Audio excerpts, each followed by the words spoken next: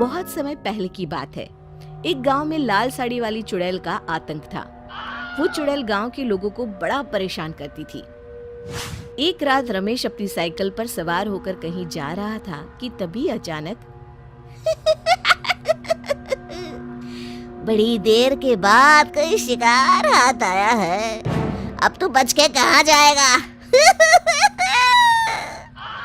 हे भगवान, मर गया रे। ये चुड़ैल कहाँ से आ धमकी? अब तो मेरी खैर नहीं। फिर रमेश तेजी से साइकिल चलाने लगता है। अरे भागो रे। चुड़ैल उड़ते हुए रमेश का पीछा करने लगती है और रमेश को उसकी साइकिल समेत ले जाकर एक गड्ढे में गिरा देती है। मर गया रे, मेरा हाथ। फिर चुड़ैल जोर जोर से हंसते हुए वहां से चली जाती है। इसी तरह चुड़ैल हर आते जाते इंसान को परेशान करती। धीरे धीरे उस गांव में चुड़ैल का खौफ इतना बढ़ जाता है कि रात होते ही गांव के सभी लोग चुड़ैल के डर से अपने घरों से बाहर निकलना बंद कर देते हैं। अरे भाग्यवान, तुमसे कितनी बार कहा है कि रात में घर की सभी खिड़कियां बंद करके रखा करो। उस चुड़ैल का कोई भरोसा नहीं है। ऐसा कब तक चलेगा जी? सच में उस चुड़ैल के डर के मारे तो हम गांव वालों का जीना मुश्किल हो गया है। फिर एक दिन, अरे भोला भाई, ये तुम्हें क्या हो गया? इस तरह लंगड़ा कर क्यों चल रहे हो? अरे क्या बताऊं गिरधारी, ये सब उस लाल साड़ी वाली चुड़ैल की कारस्तानी है। उसने मेरी टांग तोड़ दी। भाई भोला, ये तो हद हो गई। हमें उस चुड़ैल का अब तो कुछ ना कुछ करना ही होगा।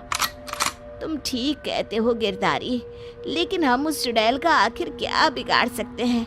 वो तो कितनी ताकतवर है।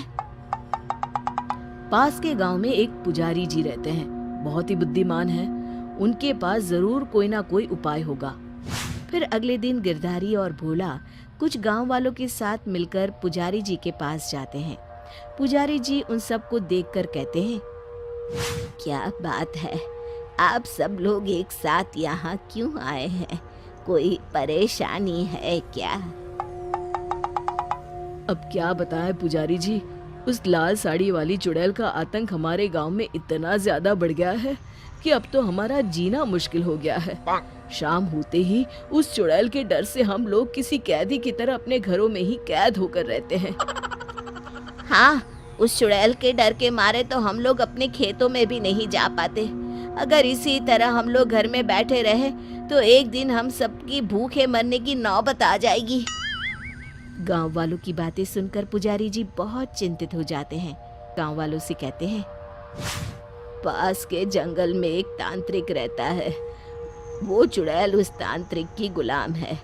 तांत्रिक उस चुड़ैल के जरिए अपने काले कारनामों को अंजाम देता है। तुम सब मेरे साथ चलो।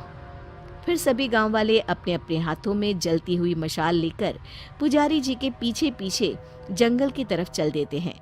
काफी देर चलने के बाद वो लोग एक गुफा में पहुंचते हैं। उस गुफा के अंदर बैठा एक तांत्रिक मंत्र पढ़ रहा होता है। फट फट फट फटा, शैतान प्रकट हो। तभी अचानक गुफा के अंदर लोगों का शोर सुनकर तांत्रिक अपनी आंखें खोलता है। लोगों के हाथों में जलती हुई मसाले देखकर तांत्रिक घबरा जाता है। तभी पुजारी जी कहते हैं, आज से तेरा खेल खत्म हुआ धर्मी तांत्रिक। तूने अपनी काली विद्या का इस्तेमाल करके उस चुड़ैल के जरिए गांव के भोले भाले लोगों को बहुत परेशान किया है। ये तो अभी शुरुआत है, खेल तो अभी शुरू हुआ है। तू उस चुड़ैल को अभी के अभी खत्म कर दे, वरना हम सब तुझे खत्म कर देंगे। अच्छा, ये बात है तो ठीक है। तुम्हें सामने वो मटका दिखाई दे रहा है, उसी मटके में उस चुड़ैल की जान बसी है। जाओ उसे तोड़ दो। तभी गांव वाले उस मटके को फोड़ने के लिए उस पर डंडे से वार करना शुरू कर देते हैं, लेकिन उस मटके को कुछ नहीं होता। तभी अचानक वो चुड़ैल भी वहां आ जाती है। अरे मूर्ख तांत्रिक, तूने इन लोगों को मटके का राज क्यों बता दिया? तांत्रिक हंसते हुए कहता है, तू चिंता मत कर, इस मटके पर मैंने ऐसा मंत्र पढ़ा है कि ये लोग इसे कभी नहीं तोड़ सकते। गांव वाले बहुत कोशिश करते हैं लेकिन उस मटके को तोड़ नहीं पाते। तभी गिरधारी पुजारी जी से कहता है, अरे पुजारी जी, ये मटका तो टूट ही नहीं रहा है। अब आप ही हम सबको बचा सकते हैं। जल्दी कुछ करे वरना ये चुड़ैल हमको नहीं छोड़ेगी। पुजारी जी थोड़ी देर कुछ सोचते हैं। कहते हैं, जिस तरह लोहा लोहे को काटता है, ठीक उसी तरह मंत्र के असर को खत्म करने के लिए मंत्र का इस्तेमाल करना पड़ेगा। फिर पुजारी जी जोर जोर से भगवान का मंत्र पढ़ना शुरू कर देते हैं और अपनी जेब से मंदिर से लाया हुआ भभूत निकालकर उस मटके पर छिड़क देते हैं। देखते ही देखते वो मटका आग के गोले की तरह लाल हो जाता है और फिर अचानक फट जाता है।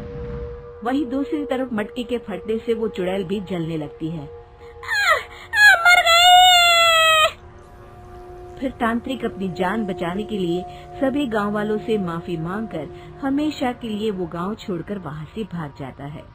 शिक्षा, बुराई कितनी ही ताकतवर क्यों न हो, एक दिन अच्छाई के सामने घुटने टेक देती है।